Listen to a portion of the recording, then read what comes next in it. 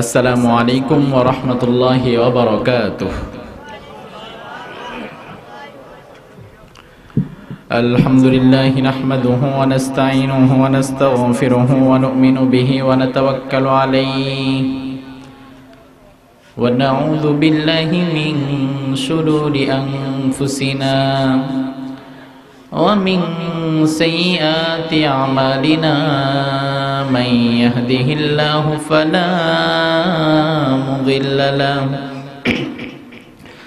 ওয়া মান ইউদ্লিল ফালান তাজিদা লাহু ওয়ালিয়্যাম মুরশিদা ওয়া নাশহাদু আন লা ইলাহা ইল্লাল্লাহু ওয়াহদাহু লা শারীকা লাহু ওয়া নাশহাদু আন্না সাইয়্যিদানা ইমামানা قدوتنا حبيبنا طبيبنا وطبيب روحنا محمد الذي أرسله بالحق بشيرا ونذيرا وداعيا إلى الله بإذنه وسراجا منيرا فقد قال الله تعالى في كلامه المجيد وفرقانه الحميد أعوذ بالله من الشيطان الرجيم بسم الله الرحمن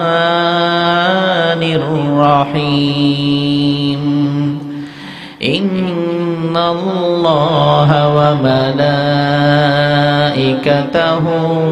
يصلون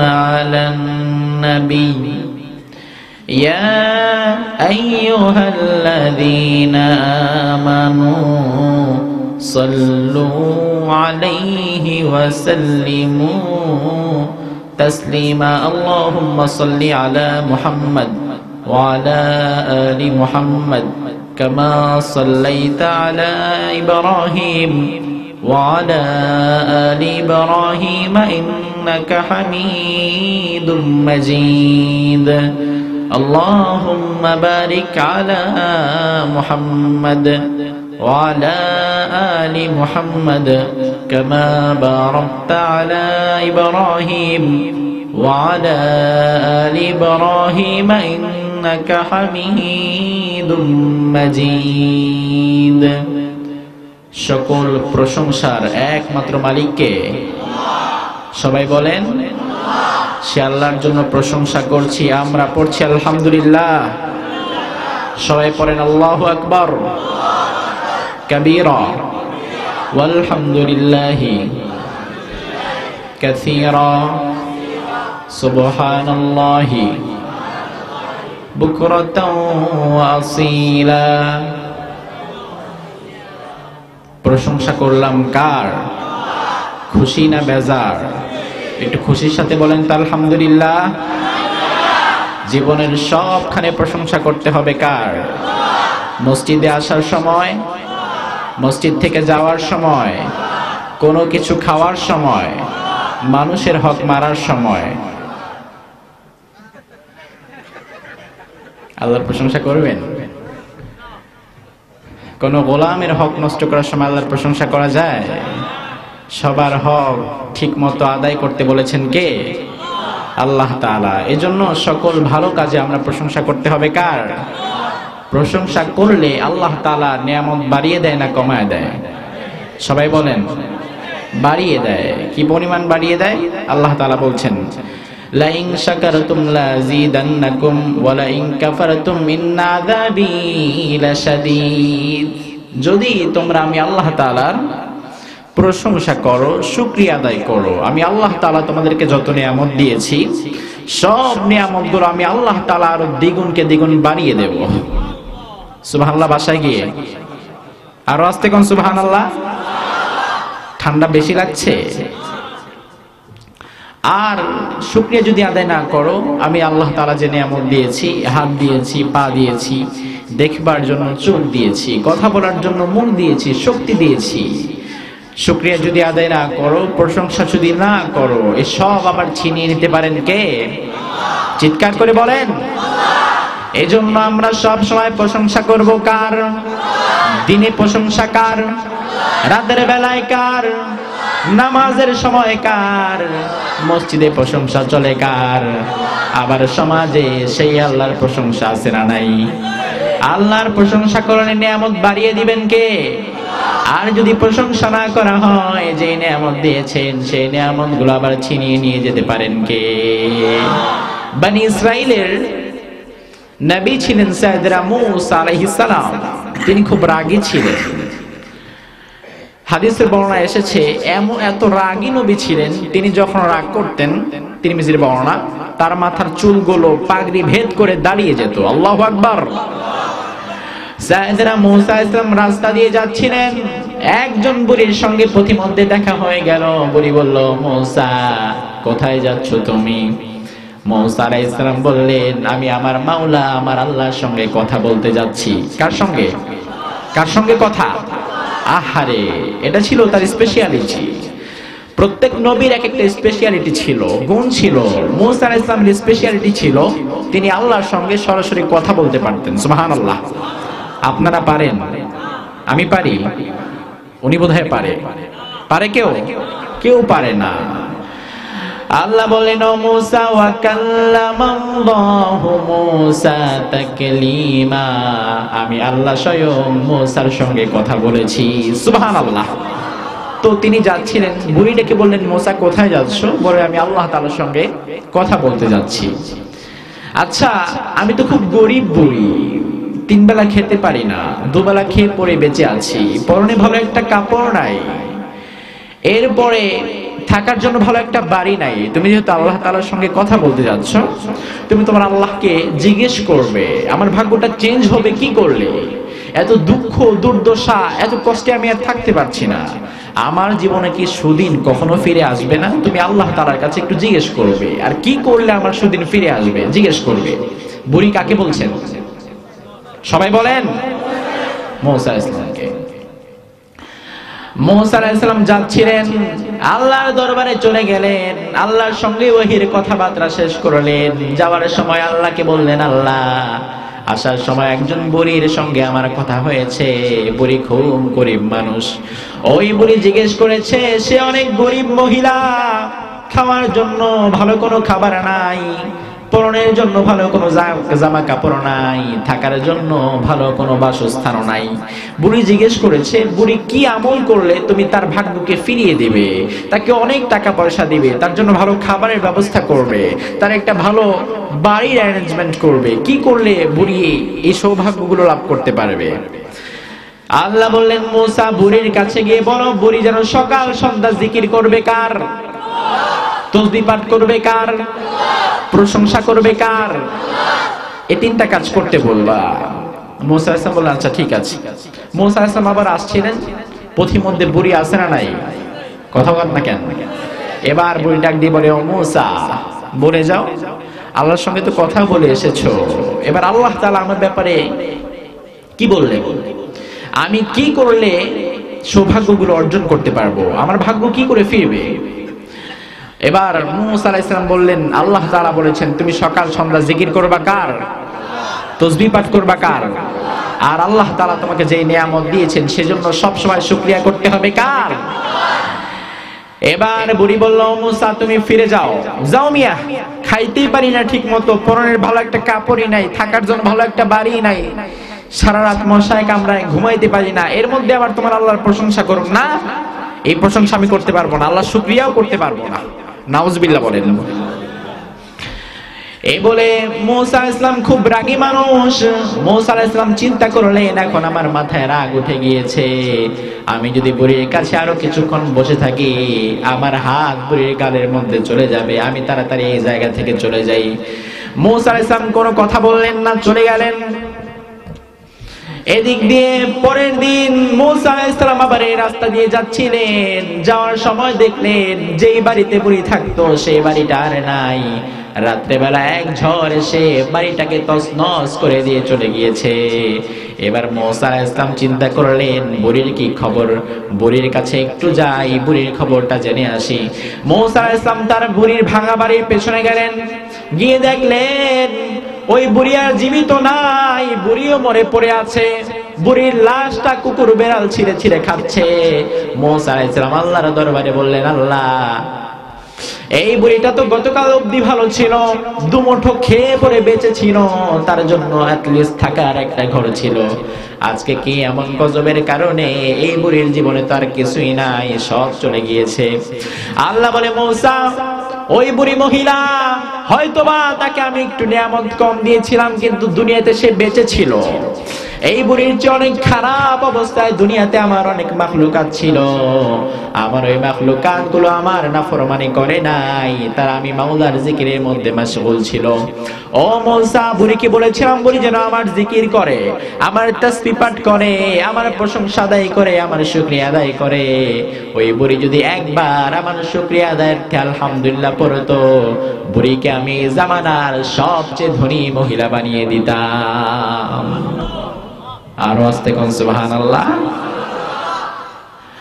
এজন্য বুড়ি যদি মাত্র একবার আলহামদুলিল্লাহ পড়তো, বুড়িকে ওই জামানার সবচেয়ে ধনী মহিলা বানিয়ে দিতেন কে? বুড়ি সেটা বলে নাই, বুড়ি অহংকার করেছে, এজন্য রাতারাতি গজব দিয়ে ধ্বংস করে দিয়েছেন কে? এজন্য আমাদের সবখানে প্রশংসা করতে হবে কার? মাহফিলে আসতে পেরে আপনারা খুশি না বেজার? কথা বলেন। আলহামদুলিল্লাহ, ইয়ং স্টাররা মিলে খুব চমৎকার একটা আয়োজন করেছে। আমাদের সম্মানিত মেয়র সাহেব খুব চমৎকার কথা বলেছেন।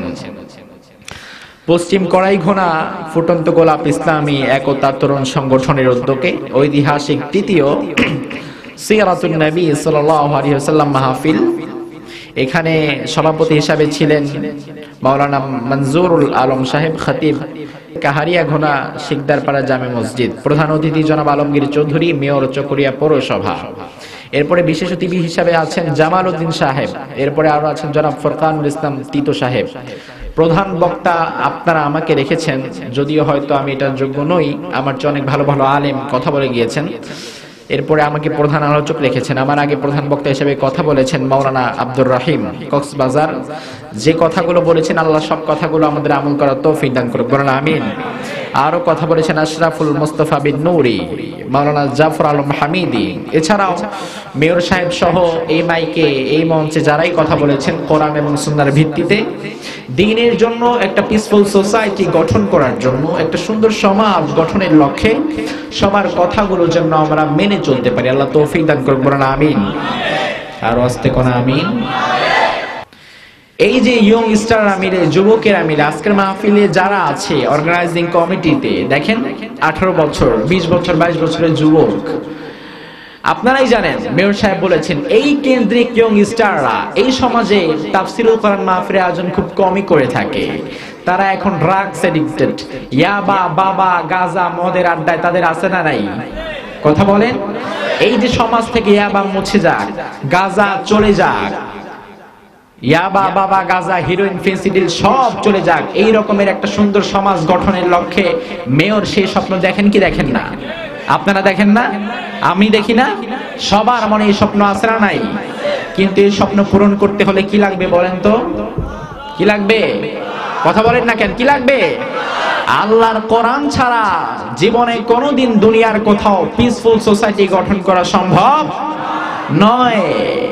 যুবকদের চরিত্র ভালো করতে হলে, তাদেরকে খারাপ কাজ থেকে ফিরিয়ে রাখতে হলে এরকম তাফসীরুল কোরআন মাহফিলের দরকার আছে না নাই?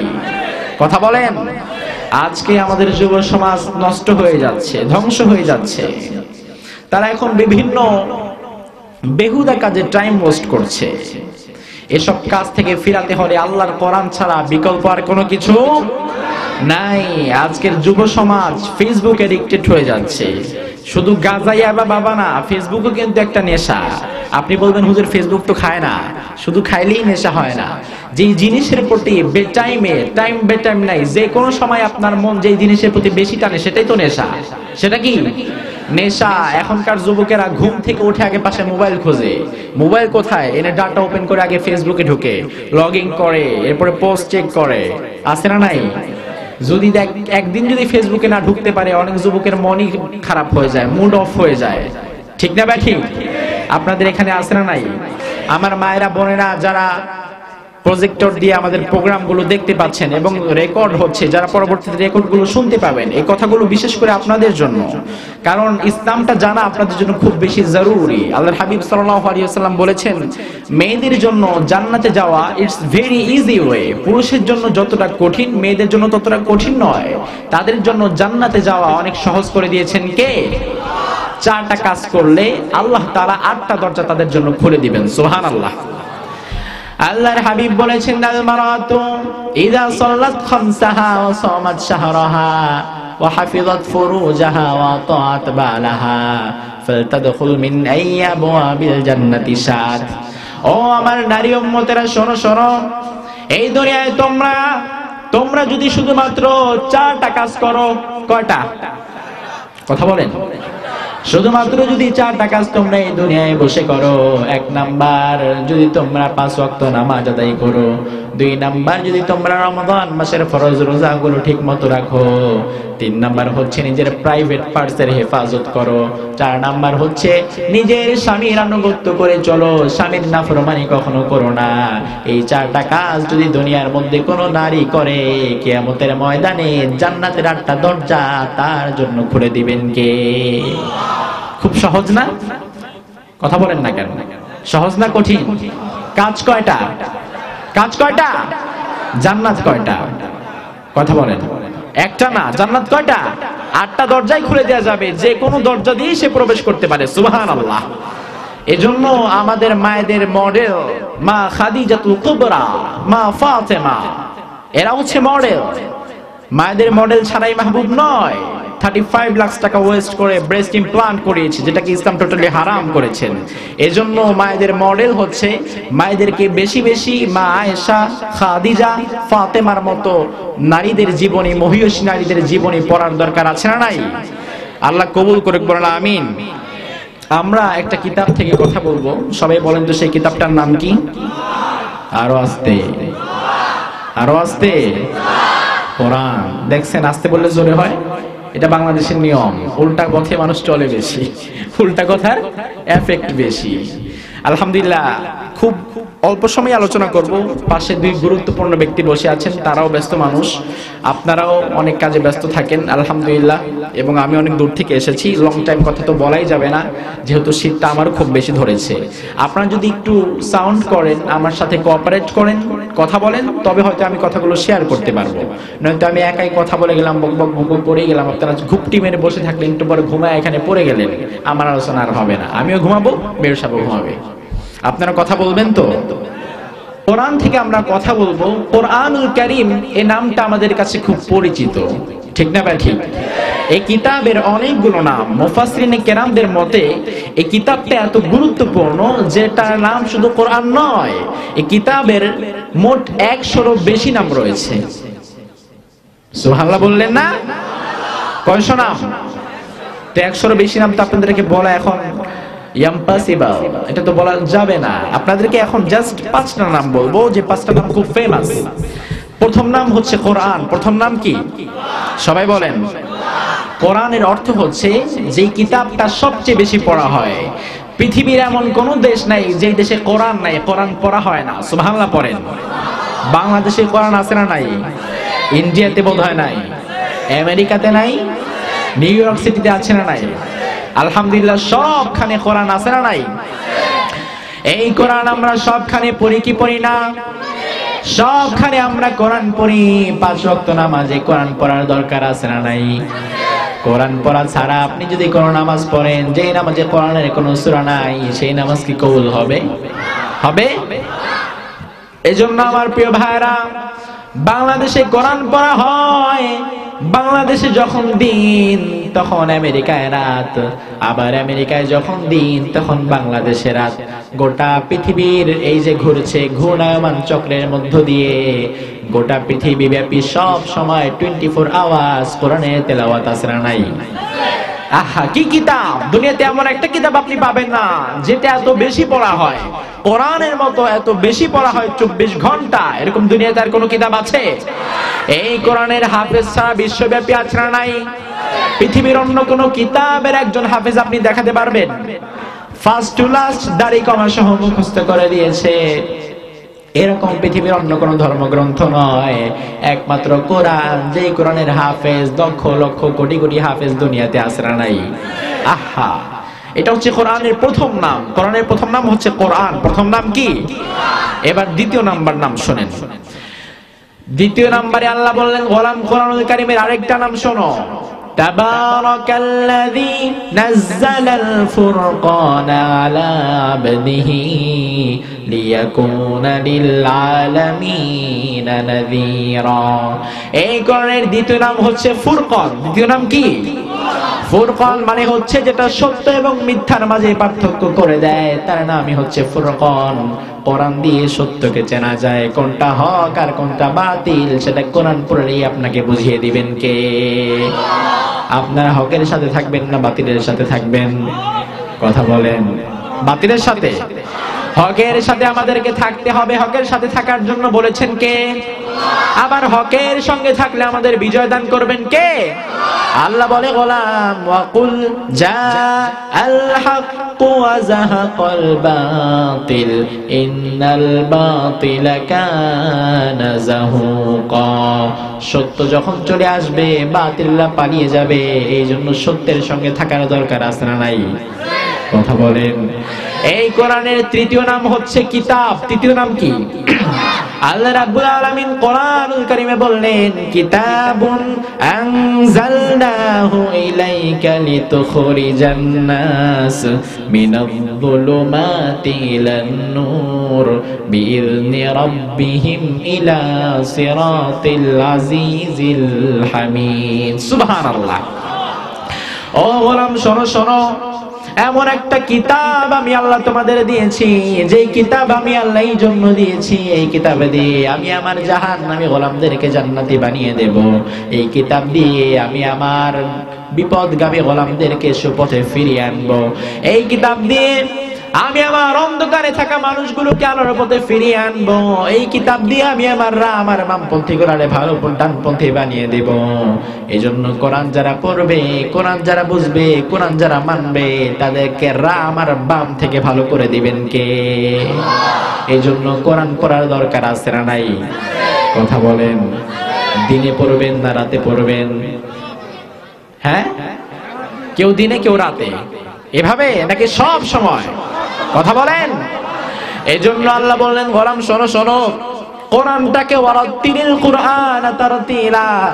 তুমি তোমার মন গড়া ভাবে যেমন খুশি তেমন ভাবে কোরআন পড়লে চলবে না। কোরআন পড়ার জন্য একটা সুন্দর নিয়ম, নির্দিষ্ট নিয়মের দরকার আছে না নাই? তার তিলের সঙ্গে থেমে থেমে সুন্দরভাবে কোরআন পড়তে বলেছেন কে? আহা, কোরআনটাকে যেভাবে ইচ্ছা আপনি পড়তে পারবেন না। আপনি একটা কবিতা, ছন্দ, রচনা, প্যারাগ্রাফ যে কোনো ভাবে ইচ্ছা, যেভাবে ইচ্ছা ভেঙ্গা সাঙ্গা তাড়াতাড়ি পড়েন, দ্রুত পড়েন, আস্তে পড়েন, ধীরে পড়েন, কোনো সমস্যা? সমস্যা? আমার ভাইরা, কিন্তু এই কোরআন যদি আপনি উল্টা পাল্টা নিজের মতো করে পড়েন, সমস্যা আছে না নাই? সব আছে না? সব হবে না গুনাহ হবে? কথা বলেন। এজন্য কোরআনটাকে সুন্দরভাবে পড়তে হবে, ঠিক না? বা ঠিক? এই যে যুবকেরা যারা কোরআন পড়বে, কোরআন বুঝবে, আপনি কি বলেন যে যুবকটা দিনের বেলায় কোরআন খুলে পড়ে, সকালে ফজরে পড়ে কোরআন পড়ে, ওই যুবক কি দুপুর বেলায় মদ খাইতে পারে? পারে? আমার ভাইরা, যেই যুবকের হাতে আল্লাহর কোরআন উঠে, ওই যুবককে কি আপনি যদি 1000 টাকা দেন, 1000 টাকা দিয়ে যদি বলেন তুমি এক বোতল মদ খাও, ওই যুবক কি 1000 টাকার লোভেও মদটা খাবে?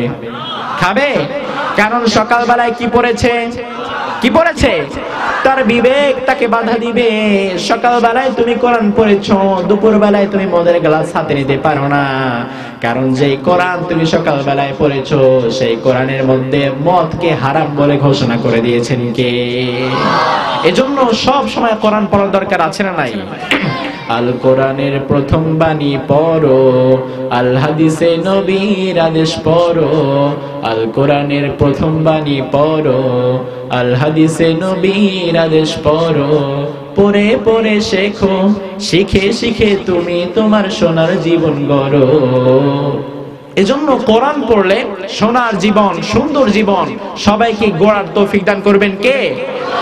আমার ভাইয়ের। এই জন্য আপনি আপনার ছেলেকে নিয়ে খুব দুশ্চিন্তায় ভুগছেন। ছেলেটা এখন ছোট আছে, স্কুলে যাচ্ছে আসছে, চোখের সামনেই তো যাচ্ছে আসছে, কোনো সমস্যা নেই। ছেলেটা যখন কলেজ লেভেলে চলে যাবে, সে তার বন্ধু বান্ধবদের সাথে মিশবে। বন্ধু বান্ধবদের মধ্যে সবাই তো ভালো না, সবাই তো 5 ওয়াক্ত নামাজ পড়ে না, সবাই তো রোজা রাখে না, সবার ফ্যামিলি তো ইসলামিক মাইন্ডের ফ্যামিলি নয়। আপনি আপনার সন্তানটাকে খুব বেশি ভালোবাসেন। আপনার সন্তান যখন কলেজ ভার্সিটিতে যাবে, সে তার মদ খাওয়া, সিগারেট খাওয়া, ইয়াবা খাওয়া, বাবা খাওয়া বন্ধুর পাল্লায় পড়ে সেও এক সময় ড্রাগস এডিক্টেড হওয়ার সম্ভাবনা আছে না নাই? কথা বলেন। বন্ধু যদি করে আরেক বন্ধুর গায়ে, সেই রোগটা নরমালি ছোঁয়াচে রোগের মতো চলে যায়, ঠিক না ভাই? ঠিক। এই জন্য আমার ভাইরা দুশ্চিন্তার কারণ নাই। আপনাদেরকে একটা মেডিসিন দিয়ে যাচ্ছি, কোরআনের মধ্যে মেডিসিন আছে না নাই? আল্লাহ বলে, গোলাম এই কোরআনকে আমি আল্লাহ কেমন মেডিসিন বানিয়েছি।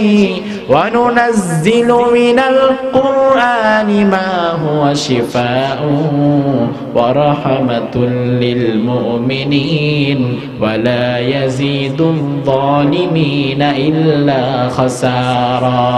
ও গোলাম শোনো শোনো, এই কিতাব আমি আল্লাহ তোমাদেরকে নাযিল করেছি, যেই কিতাবের মধ্যে আমি আল্লাহ সারা দুনিয়ার সব মানুষের জন্য শিফা ভরে দিয়েছি, এবং যারা মুমিন, মুমিনদের জন্য কোরআনের মধ্যে রহমত দিয়েছেন কে? আর কোরআনের মধ্যে সারা দুনিয়ার মানুষের জন্য শিফা দিয়েছেন কে? কথা বলেন। শিফা, what is the Shifa? Shifa means medicine. Cipher Bangla হচ্ছে ঔষধ, ইংলিশ হচ্ছে মেডিসিন। এই কোরআনের মাঝে আল্লাহ তাআলা বললেন শিফাউল লিন্নাস, দুনিয়ার সব মানুষের জন্য কোরআনুল কারীমের মধ্যে ঔষধ আছে না নাই? একটা পড়ার পরে আমি ঠিক বুঝতে পারলাম না আল্লাহ কি বললো এখানে। সারা দুনিয়ার সব মানুষের জন্যই নাকি কোরআনে আল্লাহ তাআলা মেডিসিন দিয়েছেন, অথচ আপনারা বলেন সারা দুনিয়ার মানুষের মাঝে হিন্দু আছে না নাই? খ্রিস্টান, ইহুদি, নাসারা, বৌদ্ধ, মুসলিম, সব মানুষ আছে না নাই? আল্লাহ বললো তো আমি সবার জন্য ঔষধ দিয়েছি। আমি চিন্তা করতে লাগলাম, আহারে হিন্দু তো কোরআন পড়ে না, খ্রিস্টান তো কোরআন পড়ে না, তারা তো কোরআন মানে না, তাদের জন্য ঔষধ কি করে হবে? এই ব্যাপারটা ফার্স্ট টাইম আমি বুঝতে পারলাম আমি যখন ফার্স্ট টাইম ইন্ডিয়াতে প্রোগ্রাম করতে গেলাম তাফসীরুল কোরআন মাহফিলে। কলকাতা সিটি থেকে 172 কিলোমিটার দূরে পশ্চিম মেদিনীপুরে ছিল আমার প্রোগ্রাম। তো সেখানে যাওয়ার পরে কলকাতার ইন্ডিয়ার মাহফিলের একটা স্পেশালিটি হচ্ছে তারা খুব রাত পর্যন্ত মাহফিল করে, যদিও এটা বিশ্বনবীর আদব বিরোধী। খুব রাত পর্যন্ত মাহফিল করা ঠিক নয়। আপনারা আজকে আমাকে যে সময় উঠিয়েছেন, এই সময় অন্যান্য জায়গায় মাহফিল শেষ করে দেই। কমিটির অনুরোধে শুধু রাখলাম, কারণ মাহফিলটাকে আপনি যত রাত পর্যন্ত গড়াবেন, 1টা 2টা পর্যন্ত, 12টা 1টা পর্যন্ত মানুষ থাকলো, থাকার পরে কি হবে? যারা ওয়াজ শুনতে গেল এর মধ্যে সবাই হয়তো ফজরের নামাজ পড়তে পারবে না, কিন্তু এরকম হাজার মাহফিলের চেয়ে ফজরের নামাজের দাম বেশি না কম? এই জন্য মাহফিলের সময়টাকে আগিয়ে আনতে হবে। তো আমি যখন ইন্ডিয়াতে গেলাম, তাদের রুলস তো আমি ফার্স্ট টাইম জানি না, প্রত্যেক জায়গায় নতুন একটা এক্সপিরিয়েন্স হয়। তো আমি গিয়ে বললাম যে আমাকে কখন দিবেন, আমার লেকচার টাইম কখন? তারা বললো হুজুর আজকে আপনাকে একটু আগিয়ে দিব, আপনি একটু বেশি সময় আলোচনা করবেন। আমি বললাম আচ্ছা ঠিক আছে, আগিয়ে দিবেন, বেশি সময় আলোচনা করব, ঠিক আছে, অসুবিধা নেই। তো আমাকে কখন দিবেন? বলে হুজুর আগায় দিব, সমস্যা নেই। আমি বললাম আর আগায় তো দিবেন ভাই, বুঝলাম, তো কখন দিবেন? তাই তো হুজুর রাত 2টার সময় দিব। কয়টার সময়? 2টার সময়। আমি বললাম কি রে, ভুল শুনলাম নাকি? হ্যাঁ, কয়টার সময়? ওই 2টার সময়। আমি বললাম মাথা খারাপ নাকি? রাত 2টার সময় কিসের আগায় দিতেছেন আপনি? ফাজলামি করেন, যোগ করতেছেন? বলে না হুজুর, আমরা তো নরমালি আমাদের মাহফিল গুলো নরমালি সারা রাত ব্যাপী হয়, এবং আপনি যেহেতু বাংলাদেশ থেকে এসেছেন, আমাদের চিফ গেস্ট, প্রধান মেহমান, আপনাকে শেষে দেবো, রাত 2টার সময় দেবো, আপনি একদম ফজর পর্যন্ত আলোচনা করবেন। আমি বললাম কয় কি রে? আমি বললাম ভাই এইসব খবর যদি আগে জানতাম তাহলে আমি আর কষ্ট করে আসতাম না এখানে। রাত 2টার সময় ওয়াজ শুনে কে? কারণ মানুষ তো এগুলো রক্ত মাংসের তৈরি, এরা তো রবট না, বললেই হবে না। প্রত্যেকের শরীরে একটা ধারণ ক্ষমতা থাকে। লা ইউকাল্লিফুল্লাহু নাফসান ইল্লা উসআহা। আল্লাহ তাআলা মানুষের কষ্টাতীত কোনো বিষয় তার উপর চাপিয়ে দেন না। তো কি করব, ফার্স্ট টাইম গেছি, জানিও না, গেছি মার্কা চিপে পড়ে, এখন তো কিছু করার নাই। তো আমি বললাম তো তখন আমি কি করব? বলে হুজুর আপনাকে খাবার দিচ্ছি, আপনি খান, ডিনার করে নেন, ডিনার করে আপনি ঘুমিয়ে পড়ুন, এরপরে রাত 2টার সময় আমরা আপনাকে জাগায় দিব। আমি বললাম আচ্ছা ঠিক আছে। আমি ডিনার সেরে ঘুমায় গেলাম। রাত 2টার সময় হুজুর ওঠেন, এবার আসেন। এরপরে আমি আস্তে ধীরে উঠে ফ্রেশ হয়ে এরপরে গেলাম। তো আলহামদুলিল্লাহ আমার চিন্তার বিপরীত ফলন ঘটেছে। আমি ফার্স্ট ভেবেছিলাম যে ইন্ডিয়ার মতো একটা জায়গা, এখানে মোস্ট অফ দ্য পিপল হচ্ছে হিন্দু, মুসলিম হচ্ছে খুব কম, মাইনরিটি, হিন্দু হচ্ছে মেজরিটি। এখানে হয়তো 200-400 মানুষ হবে, 200-100 মানুষ হবে, এদের সামনে হয়তো আমি কথা বলবো। কিন্তু আমি যখন রাত 2টার সময় স্টেজে উঠলাম, আমি দেখে তো অবাক হয়ে গেলাম। রাত 2টার সময় উঠে দেখি প্রায় 30,000 মানুষ সারা মাঠ ব্লক করে আছে। এত মানুষ, এত মানুষ তো আমার এত বড় মাহফিল আমি দেশেও করি নাই, শেষ পর্যন্ত মানুষগুলো দেখাও যাচ্ছে না। আমি বললাম এত বড় মাহফিল, এত বিরাট মাহফিল, এত বিরাট মাহফিল এখানে হচ্ছে, এখনো মানুষ ঘুমাচ্ছে না। আমি বললাম ভাই এত বড় মাহফিল, এত সুন্দর মাহফিল, এত বড় মাহফিল করতে হয়তো প্রশাসনের কাছ থেকে অনেক অনুমতি নিতে হয়েছে, প্রশাসন হয়তো তোমাদের মাহফিলে অনুমতি দিতে চায় নাই। তারা বলে হুজুর আমরা কোরআনের মাহফিল করব, ধর্মের কাজ করব, প্রশাসনের কাছ থেকে আমাদের অনুমতি নিতে হয় না, এমনিই আমরা মাহফিল করি। সুবহানাল্লাহ। তারা বলল হুজুর আর একটা খুশির খবর জানেন নাকি? আমি বললাম না, বলো ভাই। তারা বলল হুজুর এই যে এখন আপনি আপনার সামনে যাদেরকে মাহফিলের মধ্যে দেখতে পাচ্ছেন, আপনি জানলে অবাক হয়ে যাবেন, এই মানুষদের মধ্যে আরেক সাইডে প্রায় হাজার হাজার হিন্দু এসে আপনার কোরআনে আলোচনা শোনার জন্য বসে আছে। আল্লাহু আকবার। এই জন্য আমার ভাইরা কোরআনুল কারীমে সবার জন্য হেদায়েত আছে না নাই? এরপরে আমি মাহফিল শেষ করলাম। মাহফিলের পরে প্রায় 100 খানেক হিন্দু, আবার বৃদ্ধা বনিতা, নারী পুরুষের একটা বিরাট দল, তারা আমার সঙ্গে দেখা করার জন্য আমার রুমে এসেছে। সবার সাথে দেখা করা যাবে না, তারা এসেছে, সবার হাতে দেখি বোতল, গ্লাস, গ্লাসে পানি টানি বিভিন্ন কিছু। আমি বললাম কি করবো এগুলো, এত পানি তো আমি খাইতে পারবো না। হুজুর আপনার খাওয়ার লিগানি নেই। আমি বললাম কিসের জন্য আনছেন, একটু পানি পড়া দেন। আমি বললাম সর্বনাশ ভাই, এতগুলা মানুষ সবার পানি যদি আমি পড়া দিতে যাই, এইভাবে ফু দিতে দিতে তো আমার মুখ ব্যথা হয়ে যাবে, পরের দিন বাংলাদেশের ফ্লাইট আমি মিস করব, এত মানুষের ফু দেওয়া যাবে না। এরপরে বললাম তো আপনারা তো Hindu, dress up setup getup দেখে বোঝা যাচ্ছে আপনারা হিন্দু, মুসলিম নয়।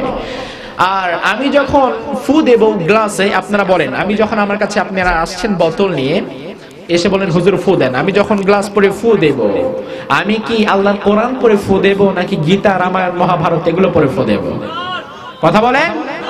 কোরআন। আবার আমার ভাইরা শোনেন, আপনি যখন হুজুরের কাছে যান, হুজুর আমার পেটে ব্যথা, আমার বউয়ের মাথায় ব্যথা, আমার বাচ্চার এখানে ব্যথা, হুজুরের কাছে গিয়ে পানির গ্লাস নিয়ে বলেন হুজুর একটু ফু দিয়ে দেন। হুজুর পড়ার সময় পরে আস্তে আস্তে, ফু দেওয়ার সময় দেয় জোরে। আছে না নাই? আপনি বলবেন হুজুর একটু জোরে পড়েন, হুজুরকে বল চুপ কর, খালি ফুটা দিবে জোরে। আপনি হুজুর ফু দেয় কেন জোরে? ফুটা দিয়ে বোঝাবে এতক্ষণ উনি কি দোয়া না কি দোয়া পড়েছেন। কিন্তু না, আমি আগে ভাবতাম আয় হায় ছোট থাকতে হুজুরা কি না কি দোয়া পড়ে, ইস আমি যদি পারতাম, আমার গ্লাসটা আমি নিজে ফুলিয়ে খেতাম। পরে বুখারী শরীফ খুলে দেখি হুজুররা অন্য কোন দোয়া নাই, সূরা ফাতিহা পরে ফু দেয়। সুবহানাল্লাহ। এবার আপনি বলবেন আয় হায় তাহলে জোরে পড়ে না কে? কিন্তু হুজুর যদি জোরে পড়ে আপনি কবেন ধুর মিয়া, এটার লিগে নিয়ে আপনার কাছে আছে, তো আমার গ্লাসে আমি নিজেই পানি ফোড়া দিতে পারি।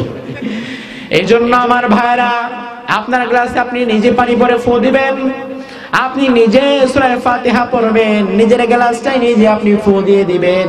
নিজের পানিতে যদি আপনি নিজেই ফু দেন, নিজের ফুয়ের মধ্যে আর নিজের পড়ার মধ্যে বরকতটা বাড়িয়ে দিবেন কে?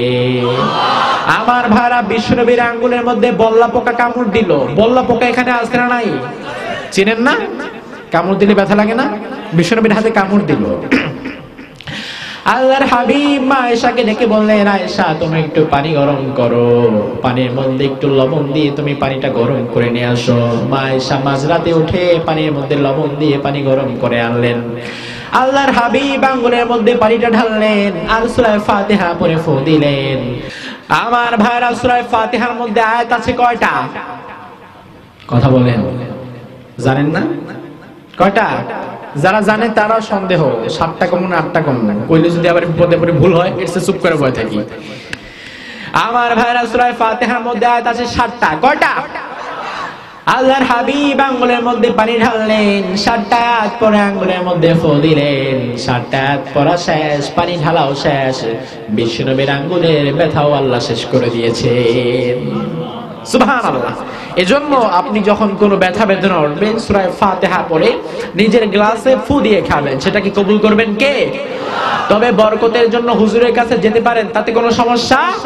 আবার উল্টা বুঝেন না যে কোন হুজুর কাছে যাওয়াই যাবে না, আপনি যেতেই পারেন, কোনো সমস্যা নাই। তবে উত্তম হচ্ছে নিজের পানিতে নিজে ফু দেয়া। সুবহানাল্লাহ। এই জন্য আমার ভাইয়া কোরআনের মধ্যে শেফা দিয়েছেন কে?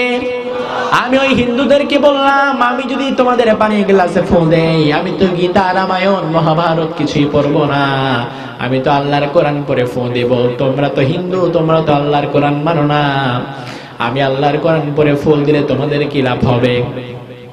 তারা বলে, হুজুর লাভ লস কি হবে জানি না, তবে যতবার আমরা আল্লাহর কোরআন পড়ে ফু নিয়েছি ততবারই আমাদের বরকত হয়েছে। আমি আল্লাহর আয়াত খুলে মিলিয়ে দেখলাম, আল্লাহ বলে, গোলাম আমার কোরআনে আমি আল্লাহ যা দিয়েছি সব সারা দুনিয়ার সব মানুষের জন্যই শেফা বানিয়ে দিয়েছি। এজন্য কোরআন যারা পড়বে তাদেরকে শেফা আজলা কামিলা দান করে দিবেন কে? আবার যারা হার্টের রোগী হয়, হার্টের পেশেন্ট হয়, হার্ট যাদের খুব ব্যথা, আল্লাহ বলে, গোলাম আলা বিযিকিরিল্লাহি তাতমাইন্নুল কুলুব, আমি আল্লাহর জিকির যারা বেশি করে করবে, আল্লাহর কোরআন যারা বেশি করে পড়বে, তাদের হার্টের রোগগুলো ভালো করে দিবেন কে? আবার এই কোরআন যখন মুমিনরা পড়ে, মুমিনদের ঈমান বাড়িয়ে দেন কে? ইন্নামাল মুমিনুনা আল্লাযীনা ইযা যুকিরাল্লাহ ওয়াজিলাত কুলুবুহুম ওয়া ইযা তুলিয়াত আলাইহিম আয়াতুহু যাদাতুহুম ঈমানা ওয়া আলা রাব্বিহিম ইয়াতাওয়াক্কালুন। সুবহানাল্লাহ পড়েন, আরো আস্তে কোন সুবহানাল্লাহ। আল্লাহ বলে, গোলাম শোনো শোনো, আমার মুমিনদের সামনে যখন কোরআন পড়া হয়, আমার মুমিনদের সামনে যখন কোরআন থেকে আলোচনা করা হয়, তাদের হৃদয়গুলো গলে যায়, দুনিয়ার কাউকে তারা ভয় পায় না, একমাত্র আমি আল্লাহর উপরে তারা ভরসা করা শুরু করে। এইজন্য মুমিন যখন কোরআন পড়বে, কোরআন শুনবে, কোরআন বুঝবে, মুমিনের হৃদয়টাকে শান্ত কোমল শিষ্ট বানিয়ে দিবেন কে? এই জন্য সব সময় কোরআন পড়ার দরকার আছে না নাই? এই জন্য আমার প্রিয় ভাইরা, আল্লাহ বললেন, গোলাম শোনো, এই কিতাবে, এই কোরআনের তৃতীয় নাম হচ্ছে কিতাব, এই কোরআনের চতুর্থ নাম হচ্ছে হুদা। কি নাম? কথা বলেন। আল্লাহ বলে, গোলাম হাদা হুদা ওয়াল্লাযীনা কাফারু বিআয়াতি রাব্বিহিম লাহুম আযাবুম মির রিজজিন আলীম। এটা হচ্ছে হেদায়েতের গ্রন্থ। এজন্য দুনিয়ার কোন মানুষ যদি হেদায়েত পেতে চায়, সে যদি গোমরা হতে না চায়, সে কি কোনো ভণ্ড পীরের কাছে যাবে না কোরআন পড়বে? কথা বলেন। আজকে আমার দেশের মুসলমান হেদায়েতের জন্য হেদায়েত কোথায় পাবে বুঝতে পারে না। হেদায়েত না পাওয়ার ফলে হেদায়েত পাওয়ার জন্য, হেদায়েতের জন্য কোরআন বাদ দিয়ে ভণ্ড পীরের কাছে দৌড়ায়। এই রকমের কপাল পড়া মুসলমান বোধহয় বাংলাদেশে নাই, নাই। আল্লাহ বলে, গোলাম কোরআন পড়ো, কোরআন বুঝো, কোরআনের কাছে আসো, আমি আল্লাহ তোমাদের হেদায়েত দিয়ে দিব। এই জন্য 5 ওয়াক্ত নামাজই হেদায়েতের দোয়া শিখিয়েছেন কে? আল্লাহ বলে, গোলাম ইহদিনাস সিরাতাল মুস্তাকিম সিরাতাল্লাযীনা আন'আমতা আলাইহিম। আমরা সিরাতে মুস্তাকিম, হেদায়েতের রাস্তা কার কাছে কামনা করছি? কার কাছে? আল্লাহ বলে, গোলাম হাদা হুদা, দিস ইজ হেদায়েত। এই কোরআন পড়ো, কোরআন বুঝো, কোরআন মেনে চলো, আমি আল্লাহ তাআলা তোমাকে সিরাতে মুস্তাকিমের পথিক বানিয়ে দেব। সুবহানাল্লাহ। আবার বিষ্ণু বললেন, গোলাম শোনো, মানিত্তাবাল হুদা বিগাইরিল কুরআন ইয়াদাল্লাহুল্লাহ। দুনিয়ার কোন মানুষ যদি হেদায়েতের জন্য আল্লাহর কোরআন ছাড়া অন্য কোন পথে যায়, আল্লাহ নিজে তাকে গোমরা বানিয়ে দেবে। নাউজুবিল্লাহ পড়েন। আপনি কোরআন বাদ দিয়ে কোন ভণ্ড পীরের কাছে গেলেন হেদায়েতের জন্য, যে আমার পীর বাবা আমাকে জান্নাতে নিয়ে যাবে, এরকমের ভুল টেন্ডেন্সি অনেক মানুষের মাঝে আছে না নাই? মনে করে পীর বাবা জান্নাতে নিয়ে যাবে, আরে বেটা পীর বাবারে জান্নাতে নেবে কে? কে? আল্লাহ যদি কিয়ামতের ময়দানে পীর বাবারে জান্নাত না দেয়, আপনার কি কিছু করার আছে? আপনি কি বুকে হাত দিয়ে বলতে পারবেন আমার পীর সাহেব কেবলা জান্নাতে যাবে? বলতে পারবেন? আমি কি বলতে পারবো আমি জান্নাতে যাব? আমার হুজুরও জীবনে মুখে হাত দিয়ে বলতে পারবে না যে আমি জান্নাতে যাব না জাহান্নামে যাব। তবে হ্যাঁ, আমরা সব সময় জান্নাতের আশা করব, ঠিক না ভাই? ঠিক। আল্লাহর হাবিব বলেন, আল জান্নাতু বাইনাল খাউফি ওয়ার রাজা। জান্নাত হচ্ছে ভয় এবং আশার মধ্যখানে। ভয়ও পাবেন জাহান্নামকে, আবার জান্নাতের আশাও করবেন। তবে আপনাকে জান্নাত দিয়ে দিবেন কে? এই জন্য নবী আম্বিয়া কেরাম ছাড়া দুনিয়ার কোন মানুষ বলতে পারে না সে জান্নাতে যাবে না জাহান্নামে যাবে। আর ভণ্ড পীরে মুরিদেরা মুছের মধ্যে তেল দেয়, জান্নাতে গিয়ে কাঁঠাল খাবে, মুছ যেন কষ্ট না লাগে সেই জন্য মুছের মধ্যে তেল দেয়। আছে না নাই? এই জন্য আমার ভাইরা, জান্নাতে যদি যেতে হয়, হেদায়েত যদি পেতে হয়, দুনিয়ার অন্য কোন মানুষ আপনাকে হেদায়েত দিতে পারবে না। হেদায়েতের জন্য কোন কিতাব? সবাই পড়েন। এই কোরআন ছাড়া অন্য কোথাও হেদায়েতের কোন রাস্তা? এই জন্য আল্লাহ বলে, গোলাম এই কোরআন আমি আল্লাহ তোমাদের হেদায়েতের জন্য দিয়েছি। কোরআন পড়লে আমাদের হেদায়েত দিয়ে দিবেন কে? এই কোরআনের পঞ্চম নাম হচ্ছে জিকির। পঞ্চম নাম কি? কথা বলেন। জিকির। আল্লাহ রাব্বুল আলামিন বললেন, গোলাম ইন্না নাহনু নাযালনাল যিকরা ওয়া ইন্না লাহু লাহাফিজুন। এই কোরআনকে আমি আল্লাহ তাআলা নাযিল করেছি। এই কোরআনটাকে সেভ করার, প্রোটেক্ট করার সব দায়িত্ব সব আমি আল্লাহ নিজের কাঁধে নিয়েছি। সুবহানাল্লাহ। এই জন্য আমার প্রিয় ভাইরা শোনেন, সারা দুনিয়ার সব মানুষ মিলে যদি কোরআনকে বন্ধ করে দিতে চায়, কোরআনকে দুনিয়া থেকে মুছে ফেলে দিতে চায়, তারা কি কখনো পারবে? পারবে? এই কোরআনটাকে সব রকমের বাধা বিপত্তি থেকে হেফাজত করবেন কে? আহা, 1990 সাল তুরস্কে 17 আগস্ট একটা বিরাট ভূমিকম্প হয়ে গেল। যে ভূমিকম্পে 50,000 লোক দুনিয়া থেকে মাত্র 18 সেকেন্ডে বিদায় হয়ে গেল।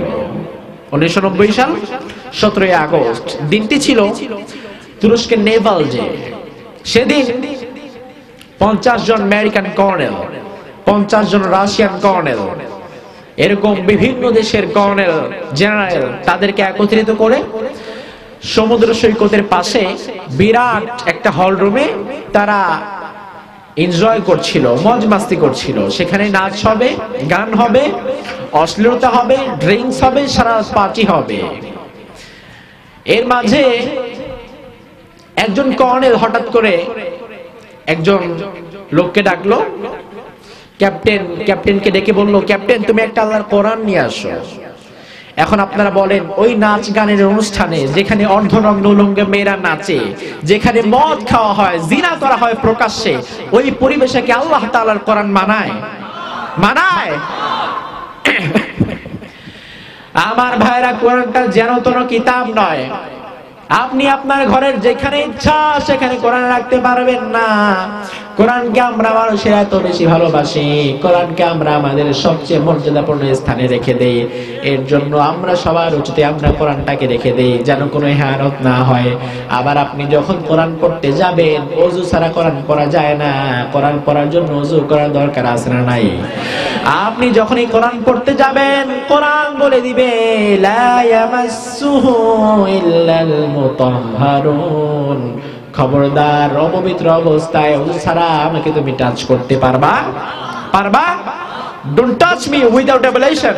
ওযু ছাড়া আমি কোরআনকে ধরতে পারবা না। কোরআনের অনেক দাম, কারণ কোরআনটা দুনিয়ার কোন মানুষের কথা নয়। কোরআনটা কার কথা? কার কথা? এই কোরআনের ফার্স্ট টু লাস্ট যা আছে সবটা মানুষের বানানো নাকি কে দিয়েছেন? একটা অক্ষর, একটা নোক্তা, একটা শব্দ কি মানুষের বানানো?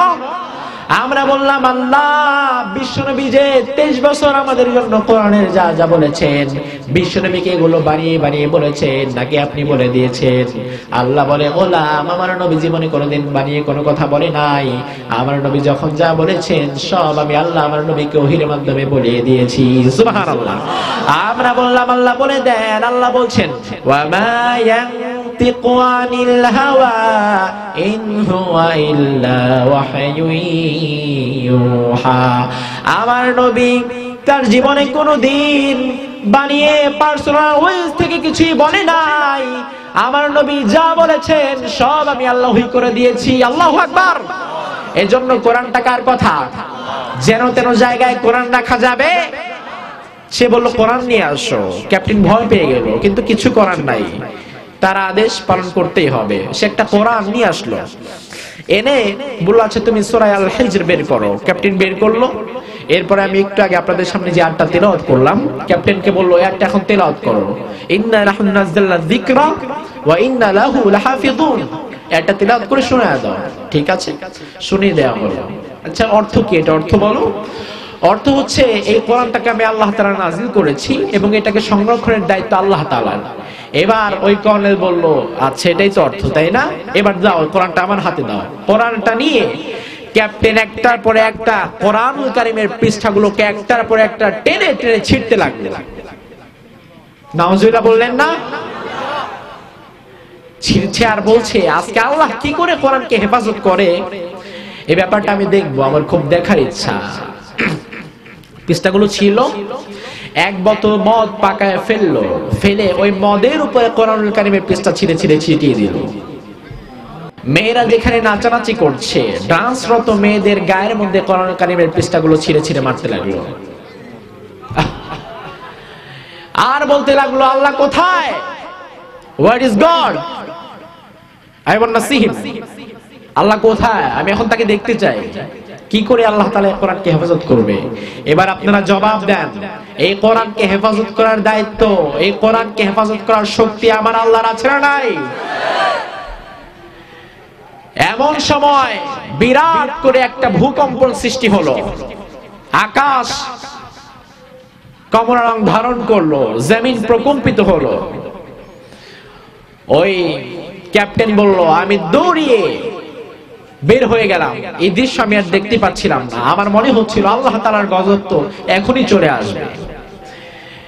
বের হতে না হতেই জমিনে একটা প্রচন্ড ভূকম্পন সৃষ্টি হলো, ভূমিকম্প হলো। ভূমিকম্প তো বাংলাদেশে কখনো হয় না, হয় না?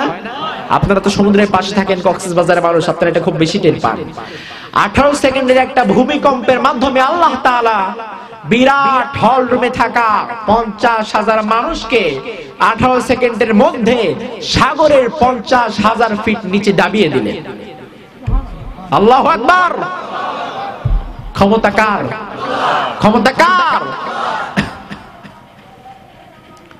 এরপরে সব শেষ। 18 সেকেন্ডের মধ্যে সব শেষ হয়ে গেল। পরবর্তীতে ডুবুরি নামিয়ে দেওয়া হলো সমুদ্রের মধ্যে তাদের লাশ উদ্ধার করার জন্য। 1000 জোড়া লাশ পাওয়া গেল জিনায়রত অবস্থায়, দুইটা বডি লেগে আছে। নাউজুবিল্লাহ পড়ি। এইভাবে করে আমার ভাইরা ওই দিন যে আল্লাহ কোরআনকে হেফাজত করেছেন সে আল্লাহ বোধহয় এখন আর নাই। নাই? ওই যে 90 সালে আল্লাহর শক্তি যেমন ছিল এখন তো আল্লাহর শক্তি অত নাই। আল্লাহর শক্তি তো কমে গেছে। কমে গেছে? আল্লাহর শক্তি কখনো কমে? ওই ফেরাউনকে যে আল্লাহ নীল নদে ডুবায় ডুবায় মেরেছেন, নমরুদকে যে আল্লাহ জুতার বানিয়ে দিয়ে মেরেছেন, সেই পাওয়ারফুল ক্ষমতাবান আল্লাহ আজও আমাদের জন্য আছে না নাই? আজও কোরআনের জন্য যারা কথা বলে, কোরআনের জন্য যারা জীবন দেয়, মন খারাপ করার দরকার নাই। কোরআনের জন্য জীবন দিলে চিরস্থায়ী জীবনের মালিক বানিয়ে দেন কে? আল্লাহ বলে গোলাম ওয়ালা তাকুলু লিমান ইউকতালু ফি সাবিলিল্লাহি আমওয়াত বাল আহইয়াউ ওয়ালাকিন লা তাশউরুন। আমার কোরআন এমন একটা দামি কিতাব, এই কোরআনের জন্য যারা জীবন দেয় তারা কখনো মরে না, তাদেরকে চিরস্থায়ী ভাবে বাঁচিয়ে দেন কে? এজন্য কোরআনের জন্য মরতে পারলেও লাভ আছে না নাই? কোরআনের জন্য মরার দরকার আছে না নাই? আমার ভাইরা কোরআনটা এমন একটা কিতাব যে কোরআনের জন্য যদি জীবন দেন তাও লাভ, বেঁচে থাকলেও লাভ, কোরআনের কথা বললেও লাভ, কোরআন পড়লেও লাভ, কোরআন ধরলেও লাভ, কোরআন দেখলেও লাভ। আলহামদুলিল্লাহ। এই জন্য আমার প্রিয় ভাইরা একটা সুন্দর সমাজ গঠন হোক, যে সমাজে চুরি থাকবে না, ডাকাতি থাকবে না, জেনা থাকবে না, ব্যভিচার থাকবে না, ড্রাগস থাকবে না, ইয়াবা বাবা গাঁজা থাকবে না, এই রকমের স্বপ্ন শুধু মেয়র সাহেবের একার নয়, এই রকমের স্বপ্ন প্রত্যেকটা সুনাগরিকের দেখার দরকার আছে না নাই? কথা বলেন। আমার প্রিয় ভাইরা দেখেন একটা মজার ব্যাপার দেখেন, আল্লাহর হাবিব যখন এই জমিনে এসেছিলেন, এই জমিনটা এই যুগের নাম ছিল আইয়ামে জাহিলিয়া। কি নাম ছিল? আইয়ামে জাহিলিয়া, ডেজ অফ ইগনোরেন্স, অজ্ঞতার যুগ। কতটা অজ্ঞতা, এতটা বেশি অজ্ঞতা ছিল যে যুগে মানুষ এতটা বেলাল্লাপনা বেহাপনায় ডুবে গিয়েছিল, রাতে মদ খেয়ে মাতাল হয়ে সে এডিক্টেড অবস্থায়, সন্তান মাতাল অবস্থায় তার আপন মায়ের সাথে জিনায় লিপ্ত হতো। আর আস্তে নাউজুবিল্লাহ। বাবা বাহিরে গিয়ে মদ খেয়েছে, মদ খেয়ে বাসায় ফিরেছে মাতাল অবস্থায়, বাসায় ফিরে তার যুবতী মেয়ের সাথে বাবা মাতাল অবস্থায় জিনায় লিপ্ত হয়ে যেত। নাউজুবিল্লাহ পড়েন। আমার ভাইরা, ওই তো জাহিলি যুগের কথা আমরা আপনাদেরকে শুনিয়ে যাই, যে যুগে মানুষের মেয়ে সন্তান হলে মেয়েটাকে আর বাঁচিয়ে রাখতো না, মেয়েটাকে জীবন্ত কবর দিয়ে পুঁতে ফেলে দিত। এই রকমের ঘটনা আপনারা শুনছেন কি শুনেন নাই? কথা বলেন। এখন আপনাদেরকে সিগনিফিকেন্স বলি, কেন কবর দিত। নরমালি একটা বাবার প্রতি তার মেয়ের টান অনেক বেশি, আবার মেয়ের টান বাবার প্রতি অনেক বেশি, এটা অনেক বেশি। কিন্তু বাবা কি জন্য তার মেয়েকে জীবিত কবর দিত জানার দরকার আছে না নাই? সাধে কবর দিত না। এত কলিজার টুকরা আমার মামুনি আমার মেয়েটাকে, যেই মা 10 মাস মেয়েটাকে গর্ভে ধারণ করেছে, যে বাবাকে কন্যা সন্তান বাবা বাবা বলে ডাকে, এই কন্যা সন্তান এত ভালোবাসার পাত্র, সাধে কবর দিত না। কবর দিতে এই জন্য ওই বাবা ভালো করে জানতো, আমার এই কন্যা যখন বড় হবে, আমার এই কন্যা যখন যুবতী হয়ে যাবে, তখন তো আমি আর যুবক থাকবো না, তখন আমি বুড়া হয়ে যাব। ঠিক না ভাই? ঠিক। বাবা যখন বুড়া, কন্যা সন্তান তখন যুবতী। বাবা ভাবতো আমি তখন বুড়ো হয়ে যাব, আমার গায়ে আর শক্তি থাকবে না, কাউকে প্রতিহত করার মতো ডিফেন্সিভ পাওয়ার আর আমার বডিতে থাকবে না। আমি যদি আমার কন্যা সন্তানকে ওই সময় পর্যন্ত বাঁচিয়ে রাখি, আমার যুগটা আমার জামানাটা এতটা বেশি খারাপ, আমার কন্যা সন্তানকে আমার চোখের সামনে ধরে, আমার চোখের সামনে আমার কন্যা সন্তানকে বেঁধে রেপ করা হবে, তাকে ধর্ষণ করা হবে, তাকে মেরে ফেলা হবে। আমি তাকিয়ে তাকিয়ে দেখা ছাড়া আমার কিছু করার নাই, বিচার চাওয়ার মতো কোনো জায়গা নাই। এই জন্য ওই বাবারা তারা ভাবতো, ওই যে তখন আমি আমার চোখের সামনে আমার মেয়েকে ধর্ষণ করতে দেখবো, প্রতিবাদ করতে পারবো না, বিচার চাইতে পারবো না, এই জন্য ওই কষ্ট আমি সহ্য করতে পারবো না, এই জন্য এখন এই কষ্ট করে মেরে ফেলি, যেন পরবর্তীতে ওই কষ্টটা আর আমার দেখতে না হয়। আর এই কষ্টটা যেন আমার দেখতে না হয়। খুব বেশি কষ্ট না? এই কষ্টের জন্য বাবারা তাদের কন্যা সন্তানকে মেরে ফেলা হতো। আমার প্রিয় ভাইরা দেখেন, ওই যুগের মানুষ এতটা অজ্ঞ ছিল, এতটা খারাপ ছিল। এখন বোধহয় খারাপ মানুষ দুনিয়ায় নাই।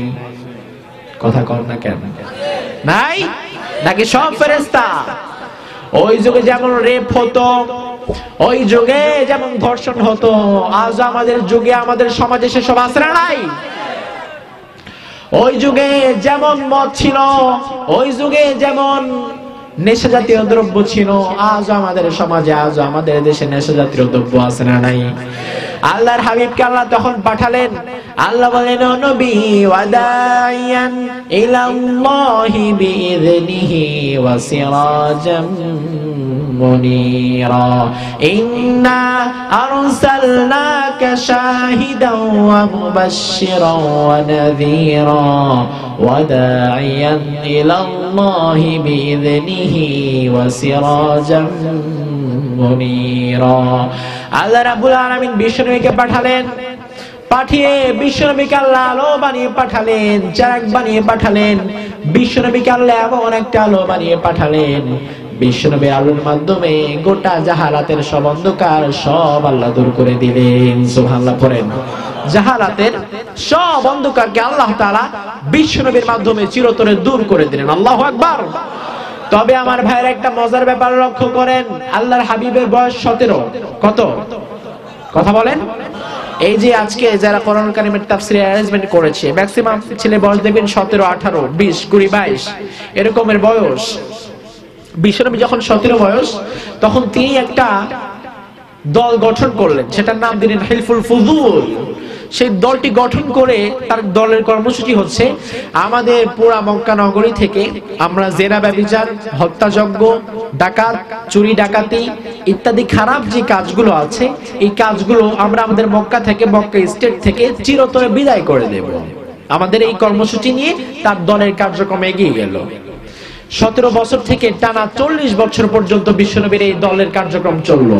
এখন আপনারা বলেন 17 থেকে নিয়ে 40 কয় বছর হয়? কয় বছর? 23 বছর। কয় বছর? 23 বছর। তারা 40টি বছর পর্যন্ত বিশ্বনবীর এই দলের কর্মসূচি চলতে লাগলো নন স্টপ। 23 বছরের মাঝে ঐতিহাসিকরা লিখছেন, এই 23 বছরের ব্যাপক একটা সময় ধরে বিশ্বনবীর দাওয়াতি কার্যক্রমে একটা মানুষও ভালো হয় নাই, একটা মানুষও চুরি ছাড়ে নাই, একটা মানুষও ডাকাতি, জেনা ব্যভিচার কিচ্ছু ছাড়ে নাই, কিছুই হয় নাই। বিশ্বনবীর দাওয়াত কোনো ফলপ্রসূ হয় নাই, বৃথা দাওয়াত রয়ে গেছে। এরপরে আল্লাহ রাব্বুল আলামিন বিশ্বনবীকে 40 বছর বয়সে কোরআন দিলেন। কি দিলেন? কি দিলেন? আমার হাতে এটা কি? আল্লাহ রাব্বুল আলামিন বিশ্বনবীকে কোরআন দিলেন। আল্লাহ বলেন, ও নবী, ইয়া আইয়ুহান নাবিয়্যু বাল্লিগ মা উনজিলা ইলাইকা মির রাব্বিক। ও নবী, টানা 23টা বছর আপনি আপনার নিজের কথা দিয়ে, নিজের মত দিয়ে, নিজের মস্তিষ্ক প্রসূত আইন দিয়ে মানুষদেরকে ভালোর দিকে ডেকেছেন, মানুষদেরকে অন্যায় থেকে ফেরাবার চেষ্টা করেছেন। টানা 23টা বছরে আপনার দাওয়াতে কোনো মানুষ ভালো হয় নাই। নবী, আপনি মন খারাপ করেন না। ও আমার প্রিয় হাবিব, আমি আপনাকে আল্লাহ আমার কোরআন দিয়ে দিলাম, এখন আর নিজের কথা দিয়ে মানুষদেরকে ভালোর পথে ডাকতে চলবে না। এখন আপনি আল্লাহর কোরআন দিয়ে কথা বলেন। কাউকে যখন দাওয়াত দিবেন, নিজের কথা দিয়ে আর দাওয়াত দেয়া চলবে না, আল্লাহর কোরআন দিয়ে তাকে দাওয়াত দেন। বিশ্বনবী আল্লাহর কোরআন দিয়ে দাওয়াত দিলেন, পদে পদে বাধা আছে না নাই? কথা বলেন।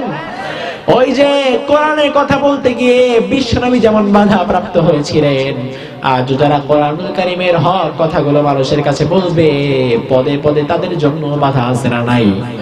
কথা কন না কেন? ওই যে আবু জেহেল, আবু লাহাব তৎকালীন যুগে যেমন ছিল, সূরা লাহাব নাযিল করে আল্লাহ বুঝিয়ে দিলেন, গোলাম আবু জেহেল, আবু লাহাবেরা ওই যুগে কেবলমাত্র সীমাবদ্ধ থাকবে না, আবু জেহেল, আবু লাহাবের প্রেতাত্মা যুগে যুগে সব সমাজেই আসার সম্ভাবনা আছে না নাই? কথা বলেন। এরপরে বিশ্বনবী আল্লাহ কোরআন দিয়ে দাওয়াত দেওয়া শুরু করলেন। 40 থেকে নিয়ে 63 বছর পর্যন্ত বিশ্বনবীর রিসালাতি জীবন, নবুয়তি জীবন। এবার বলেন 40 থেকে 63 কত বছর হয়? সবাই বলেন 23। এখন চিন্তা করেন, আগেও 23, 17 থেকে নিয়ে 40, আবার 40 থেকে 63, আগেও 23, পরেও। বুঝতেছেন কথা? এগুলো খেয়াল করেন। আগেও 23, পরেও 23, আগেও যেই ব্যক্তি, পরেও সেই ব্যক্তি। আগের ব্যক্তি আর পরের ব্যক্তির মাঝে কোনো তফাৎ নাই, একই মানুষ, একই চরিত্র। জীবনে কোনদিন আমার নবী কোনদিন মিথ্যা কথা বলে নাই, কোন পরনারীর দিকে জীবনে বিশ্বনবী তাকিয়ে দেখেন নাই, কোনদিন ওয়াদা খেলাফ করে নাই, মানুষের হক মারে নাই, আমানতদারিতা মারে নাই। ওই একই মানুষ 17 থেকে নিয়ে টানা 40 বছর পর্যন্ত, টানা 23টা বছর আল্লাহর কোরআন ছাড়া দাওয়াত দিলেন, সমাজকে সুন্দর করার জন্য, সমাজকে পিসফুল সোসাইটি গঠন করার জন্য, সমাজ থেকে অন্যায় অনাচারকে দূর করার জন্য। আপনারা বলেন বিশ্বনবীর প্রথম 23 বছরের দাওয়াত কি কার্যক্রম? প্রথম 23 বছরের দাওয়াতে কোন মানুষ কি ভালো হয়েছিল? ভালো হয়েছিল? ভালো হয় নাই। নিজের মন খুব খারাপ হয়ে গেল। 40 বছর বয়সে আল্লাহ তাআলা কোরআন দিয়ে দিলেন। এরপরে 40 থেকে নিয়ে 63 বছর পর্যন্ত আল্লাহর হাবিব কোরআন দিয়ে দাওয়াত দিলেন। ঐতিহাসিকবিদরা লিখছেন, আল্লাহর হাবিব যখন 40 বছর থেকে 63, পরের 23 বছরে আল্লাহর হাবিব যখন কোরআন নিয়ে দাওয়াত দিলেন, এখন আর শুধু মক্কা মদিনা থেকে নয়, গোটা দুনিয়া থেকে জাহালাতের সব অন্ধকারকে আল্লাহ চিরতরে দূর করে দিলেন। আগেও 23, পরেও 23, আগের 23 কোনো লাভ হয় নাই, পরের 23 গোটা দুনিয়া থেকে অন্ধকার দূর করে দিলেন কে? গোটা দুনিয়া থেকে দূর হয়ে গেল। আল্লাহ বুঝায় দিলেন, গোলাম সমাজকে যদি সুন্দর করতে হয়, পিসফুল সোসাইটি যদি করতে হয়, গাঁজা, ইয়াবা, বাবা, মদ এই সব মুক্ত যদি সমাজ গঠন করতে চাও, তোমাদের মিষ্টি মিষ্টি কথায় সমাজ সুন্দর হবে না। সমাজ সুন্দর করতে চাই আল্লাহ প্রদত্ত বিধান, এই কোরআনের বিধান যে সমাজে কায়েম হয়ে যাবে, সেই সমাজটাকে সুন্দর জান্নাতি সমাজ হিসাবে কায়েম করে দিবেন কে? এজন্য একটা সুন্দর সমাজ গঠন শুধু মেয়র সাহেবের স্বপ্ন নয়, শুধু জনপ্রতিনিধির স্বপ্ন নয়, সুন্দর সমাজ গঠনের স্বপ্ন সবার মনে আছে না নাই? আমার প্রিয় ভাইরা, এই জন্য সুন্দর সমাজ যদি গঠন করতে হয় কোরআন পড়ার দরকার আছে না নাই? কোরআন বোঝার দরকার আছে না নাই? কথা বলেন। আপনারা কোরআন পড়তে রাজি আছেন তো? কোরআন পড়বেন না কারা কারা হাত তোলেন? সর্বনাশ করছে, এত মানুষ কোরআন পড়বেন না? হ্যাঁ, এতক্ষণ বছরে লাভ কি হলো? শেষে যদি বলেন না আমরা কেউ কোরআন পড়বো না, অসুবিধা নাই, আপনারা ভুলে হাত তুলে ফেলেছেন। আর আল্লাহ তাআলা ভুলটা অ্যাকসেপ্ট করেন না।